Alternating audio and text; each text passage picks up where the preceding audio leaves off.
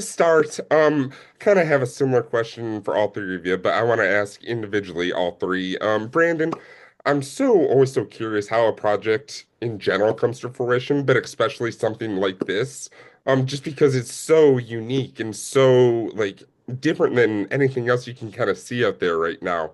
So, kind of just tell me a little bit how the ideas of Somewhere in Montana came together. Like, when did you start working on this? What did the process of the pre-production look like of getting this all together? That is a long story and probably a longer story than you want. But it started with a character study. So I actually went to a 4-H event Mm-hmm. where and there was a gentleman there who was a rancher in Northwest Montana. And the ranches in Northwest Montana are smaller ranches. They're not Yellowstone, right? So it's not thousands upon well, it is thousands of acres, but it's not, helicopters and dropping people off at the train station. And so anyway, I looked at this man's hands. He had all these calluses. You got this impression that this man, what his family ate where they lived, it all came from this man's hands. And so I just created a character study in my mind of who this person was. And then for fun, I created his opposite. Mm-hmm. And then I thought, well, in today's society, these two men have to hate each other. And it's ridiculous. So let's put them in an impossible situation. And then from there, I kind of massaged them and then took them to more extremes and things like that. But that was the nexus of the idea, at least. Yeah. Sure. Interesting. Do you remember, like, in general, like how long ago that was? Like, how long did it take from I first have this idea from a character study to we have a whole movie now planned? Well, that's kind of interesting because it was 4 years ago, I think I started the whole idea, the whole thing, at least 4 years, about 5 years ago, where the kernel of it came about, and I started working on it, and it was funny because I took the idea to a pitch competition, Ooh. and I walked into the pitch competition, gave this pitch, and I was like, "Oh, that was a pretty good pitch." I was putting it together on the way over there, right? On the way to this pitch competition, I just got asked to be in it. And so I put it together and I gave it on stage, and they were like, I didn't win. I don't even think I cracked the top three. And after the competition, this woman came up to me and she did a lot of tax credits and things like that. And she said, that's a really good idea. That should be a movie. I was like, really? Okay, well, I'll write up the first 10 pages. And that's what I did. I wrote the first 11 pages, sent them to her, and she said, yeah, this is really good. You need to flesh this out. And then, per my usual, I sat for a few weeks and thought about it. Then I sat down one day and typed the whole thing out. So, And just like that, there you go. That's awesome. That's so cool. yeah. Great. Matt, you play Fabian in the movie, who is such an interesting character for so many Yeah. reasons. Like Brandon said, kind of the exact opposite of everything Graham's character isn't. But, it's such an interesting dynamic to explore there. Tell me a little bit just about your journey into being cast in this movie. What made you kind of want to be part of this project? um, Telling a beautiful story of the times. This is a story that resonates with a lot of what we're going through as a country right now. Um, I I really, really love the first part of this journey for me, which started with Brandon and I. It was on Zooms just like this. It was hashing out the character and really exploring the depths of, his journey and his need to create stories. And I feel like Brandon wrote a lot of himself into Fabian. And so it became this just really interesting collaboration on exploring what we both wanted out of Fabian. And I really do. I look back on all those times all the time because they were really special. And sometimes when you get to this point right now where we're doing press for the movie and it's coming out, you tend to just kind of reflect on where it all began. And for us, I'm so grateful for those times because we'd go through, remember, Brandon, like we'd go through, scene after scene and we'd just kind of explore, what we both wanted. It was like a real true collaboration, which, to be perfectly honest, is part of why Brandon is such a great director, is because he allows this space for everybody to bring themselves fully into their roles.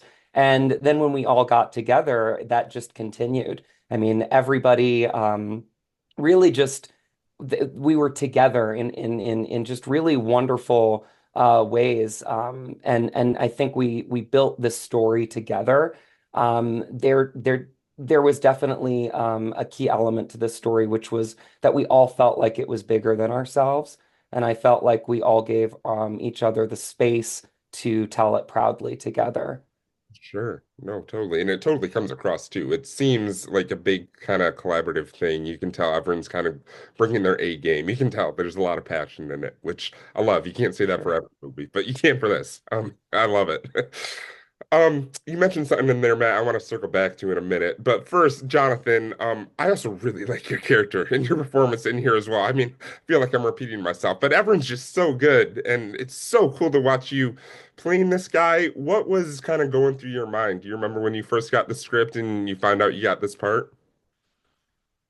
Yeah, they're so originally, it's kind of fun. Originally, I was filming another movie, a rom-com out in Montana, and it was my first time there, and out in Big Sky. And one of the day players that was there, she was on set, and after we filmed all day, she sent me a message, and she was like, "Hey, there's a local casting for this movie, and I really think you'd be great for it. You should go online." And so I was like, yeah, sure, why not? So she sent me the thing, and you could read through all the different breakdowns, everything from Fabian to all the different characters.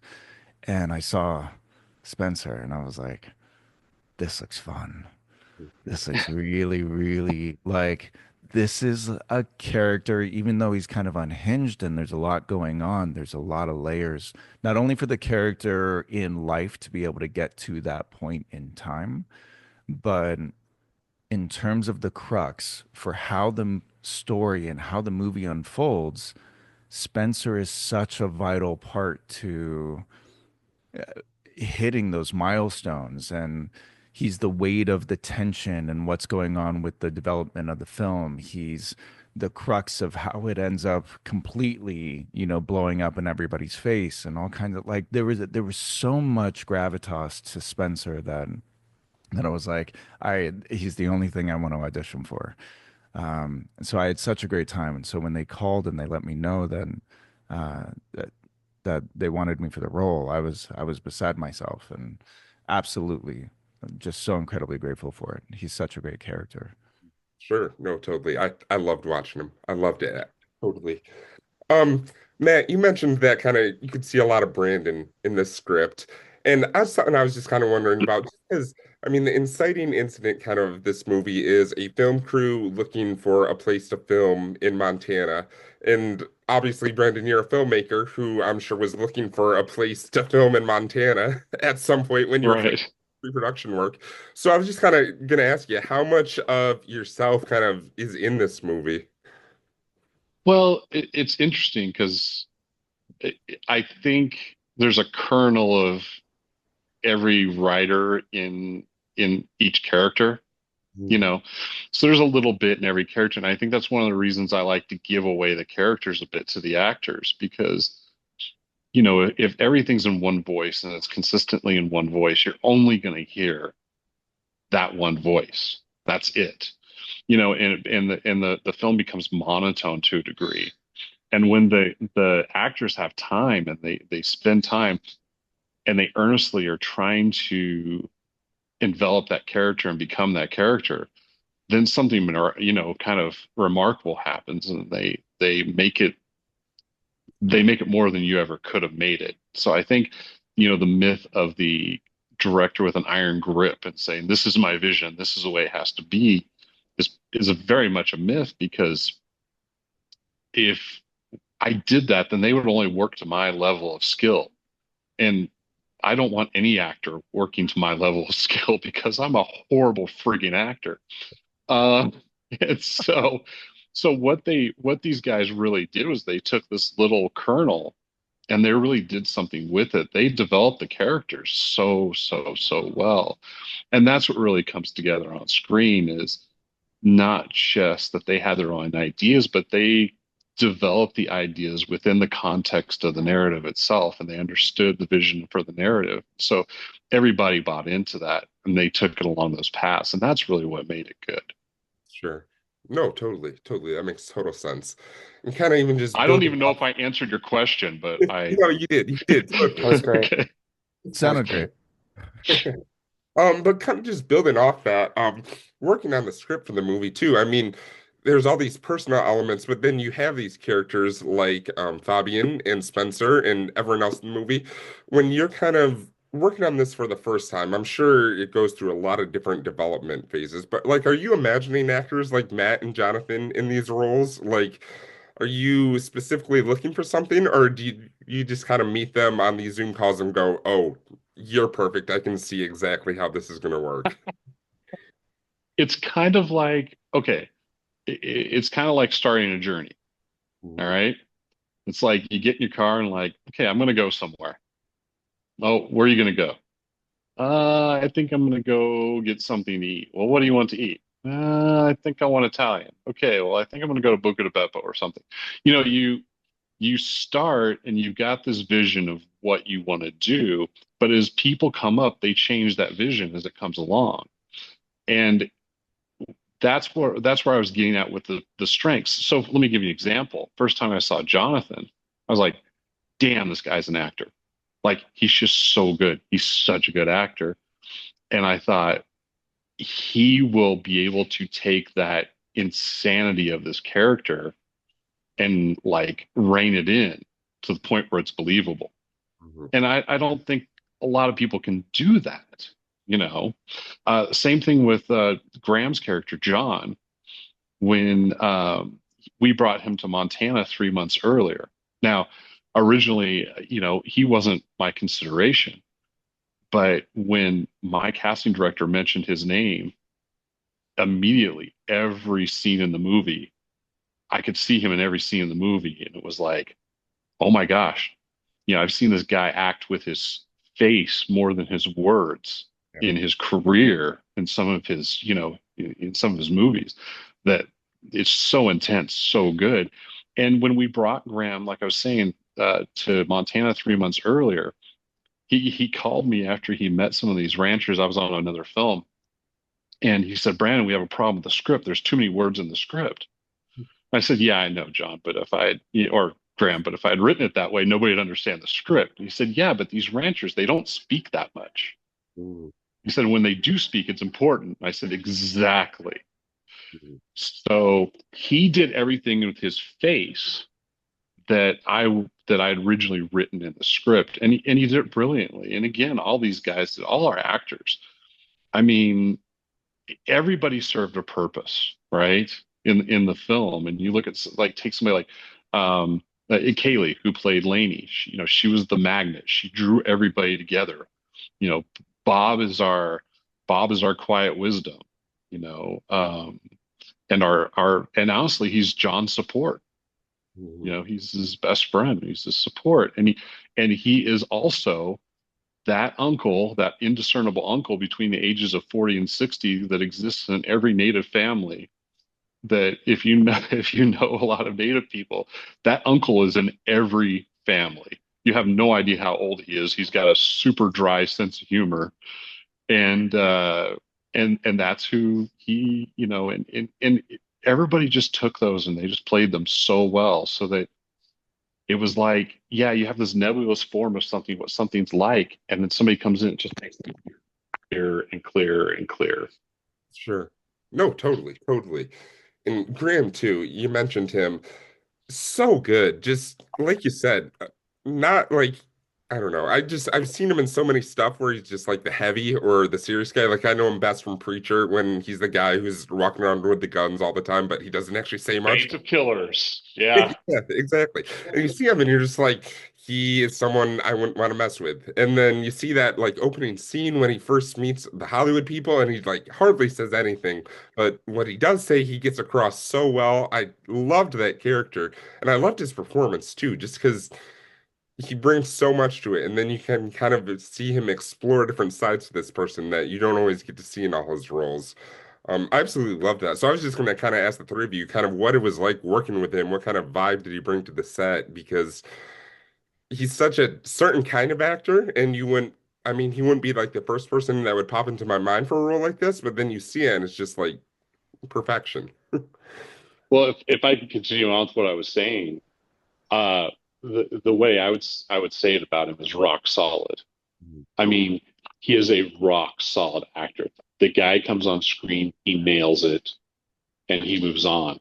And it's fascinating. He even got the local dialect down of the ranchers themselves, the mannerisms and everything.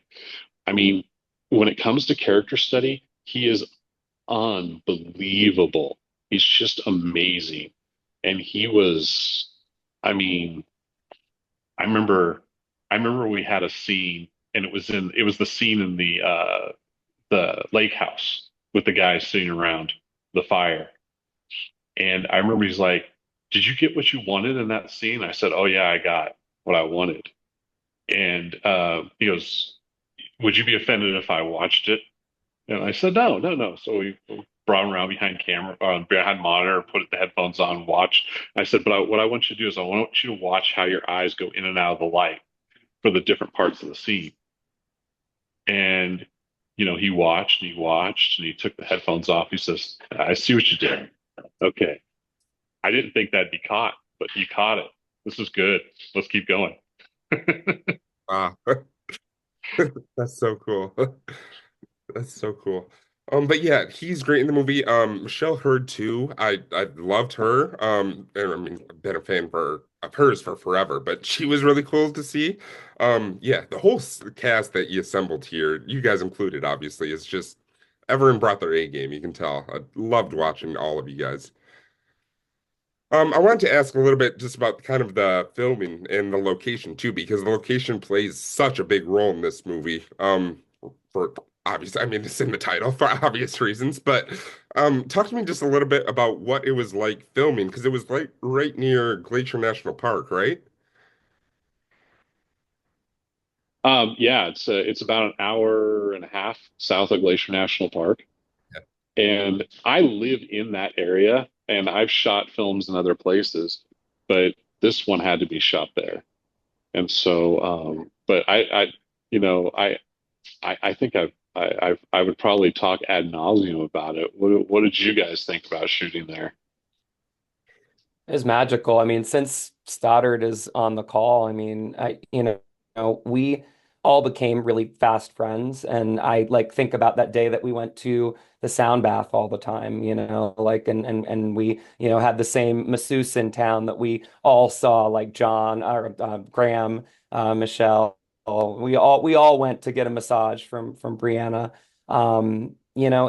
We just really experienced it. And I think especially for my character and Fabian, it is a big part of his journey. And it's this really unique thing where Brandon, created this environment that we could all thrive in, but we were also in this incredible artist's dream of an environment in Montana as well. And we would all find ways to enjoy it together. And I think that's kind of what made it such a powerful ensemble cast is all of the off-screen time. And those are the times that like I think about all the time where, a bunch of us would go hiking, go see the waterfalls, go to the lodge and get our bison steaks. Graham and I had a lot of time where we spent just really developing the earnest conversation that we were having because we have a 10-page scene that Brandon wrote so beautifully, and we wanted to make sure that it was just a conversation between two guys, that it didn't feel too precious, that it was just really authentic and genuine. And something that anybody could see them having with one of their friends and just kind of glean from it and be like, God, maybe I should reach out to that person, or maybe I could have done that a little bit better. A lot of the themes of this film are built into just the relationships. And it's one of my favorite lines that Brandon wrote. You know, it's people that matter in life, not things, people. And I know I didn't say it exactly true, but I don't want to give it fully away, right? But it's true. It is people that matter. And I think from what I gleaned being in this film, a lot of us really needed this film. Like a lot of the people that were part of it brought everything into it. And we were just all rooting for each other, and that doesn't always happen. I remember the first time I saw John's, take in the hotel room, and I was just like blown away. And I like different things that I'd see during the course of the filming, and I just would be like so proud. I went to go see Kaylee and Tasha's scene. I went there that day on my day off, and I was crying while I was watching their scene because I knew how much it meant to the movie. Like it was all about the story that we were collectively telling, and it started with Brandon creating this incredible ecosystem that we could all thrive in. Sure. Sure. Yeah, No. well said. What I will say about the landscape is God's wallpaper. Ooh, yes. It You is. know, yeah. It is. And all we had to do was wake up and look out your window or step outside, and in any direction, doesn't matter where you looked, it was breathtaking. And whether you had the snow-covered hills off in the distance, this beautiful, like mirror magical looking lake, blue skies, white cottony cloud, like it's picturesque anywhere and everywhere you look. You Yep. God's wallpaper. That's all I'm gonna say. Amen. Amen. Well You know, said. it's funny. It's funny. Jonathan Ross is a friend of ours that just told me that Gary Marshall once told him, if you ever have a doubt, move the scene outside because God's the best set designer. Yep. It's good. I like it. I didn't heard that. That's cool. Yeah. It's good. Yeah. So Matt, you also touched on kind of some of the themes in the movie too. And it relates to the location and everything. And I don't want to go too far into the weeds just for spoilers and for those who haven't seen it and everything, but I think it's very much just at least what I got of it, a movie about people coming together. Like these characters are from such different worlds, but they're drawn together, they're kind of forced to be together, and they kind of have to try to find some similarities, even when things might be out of their control. So I'm just kind of wondering, like, for all three of you, really, what kind of is that something that stuck out to you about this movie when you were working on it, and kind of what kind of themes are you hoping that people come away from somewhere in Montana with? I mean, I know that I understood the theme or the strength or the core of the film the one day that I was on set with you, Brandon, and David came, and it was at the cattle ranch, and it was David, Graham, me, and Brandon. We just took a shot together, picture, um, and I spoke to David like because I needed to understand like what he does, right? Because I'm a city boy. I always have been. I grew up in rural Virginia, but like, New York and LA for the most part in my adult, like you lose a little bit of that connection to Mother Earth. And I remember looking at David at a moment, and he knew what I was saying. And this is the owner of the real ranch, where we shot, right? And I just asked him a simple question. And I didn't expect a big response, but I just asked him a simple question. I said, David, how do you do this? And he looked at me. And then it's the first time I actually really ever saw him emote, maybe the only time I actually saw him emote. He looked up at the sky and he said, "Oh, it's still hard." And in that moment, I said, in my like life, in the world that we're living in, where we are in a battle with each other for the most part, I realized in that moment that we really need each other. Like we really need each other. And I think that is like the core element to this story that I even learned while I was shooting it. It was this incredible experience of just like taking all of this energy, and I mean from the crew, our crew was incredible. I mean, they sacrificed and our cast and just us hanging out together and being together and really just taking in all of God's wallpaper and like all of this wonderful emotion and atmosphere that we were given and that Brandon created for us and literally just putting it right back into the film. And that's what exists in Somewhere in Montana. And that's why I just want anybody that can to go see it. No, totally, totally. Great. Well, I think the time in the Zoom call is going to run out relatively soon, so I hope it doesn't cut off mid-sentence here or anything. But again, kind of just building off that, I think there's something so special about a movie like this because there's blockbusters, there's always going to be blockbusters, but and I mean, there's all kinds of smaller budget indie movies too. But like right now, I live in West Michigan, Grand Rapids, and the movie's playing in a theater like 2 miles away from my house down the street. And so it's just so Nice. cool to be able to see this get out there and for people to be able to see it. So just kind of, I mean, the movie's been out since, I mean, it's kind of a staggering release, I know, but it's been out playing in theaters now. What's it kind of been like seeing people watch this movie, react to it? Kind of what have you heard? Um, we officially opened on Friday, and it will be kind of a staggered release. We're going to be we're in 40 to 50 locations now. We'll be going a potential expansion here actually in the next um, couple weeks. So our rollout's actually going to last a month. I think we just added a special screening in Palm Springs that we're all looking at. And I think a bunch of us are going to go down to Palm Springs and go to this screening, and so it is a bit of a staggered rollout. And one of the reasons for that is because it's a big film.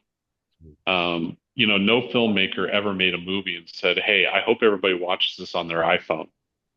And this, especially with the landscapes and everything, I think it's really important that it exists on a big screen for as long as it can. To that end, we don't even right now have a deal with anybody for anything online. Um, yeah, we've had lots of offers, but we haven't taken anything because I wanted everybody who wanted to put it online always wanted to insist on, okay, well, we need a 30-day window between here and there. And my thought is, no, this is a theatrical film. It needs to exist on the big screen for as long as it possibly can. And if I didn't have investors to fulfill, honestly, I would have never released it online. I think I would have just taken it as a theatrical release only, and then maybe release it in another year theatrically again. I mean, that's what I would have done with it. But I as love it that is, yeah, idea. yeah. Yeah. But that's great. That's great. I mean, yeah, went to see it in the theater and I thought it was so cool just watching it in that whole environment. I thought it looked so much more beautiful. I haven't even said, but the cinematography, you capture the actual like Montana background landscape so great. So it's so cool to AJ see. Young, yep, he's a genius. He Yeah. shot a beautiful film. He really did. Yeah. Yeah, I'm just we shot most of it with two cameras at the same, we ran two cameras most of the film. And AJ and our camera crew did a tremendous job. And they moved. And our gaffer and grip, I mean, remember, we had one gaffer, one grip, and a swing. That was our entire G&E department, was three guys. And we did all those huge outdoor scenes, and I would walk outside and they'd have it up in 10 minutes. I mean, they did Hmm. more work than crews five times their size. It was Yep. amazing. The whole crew was just amazing.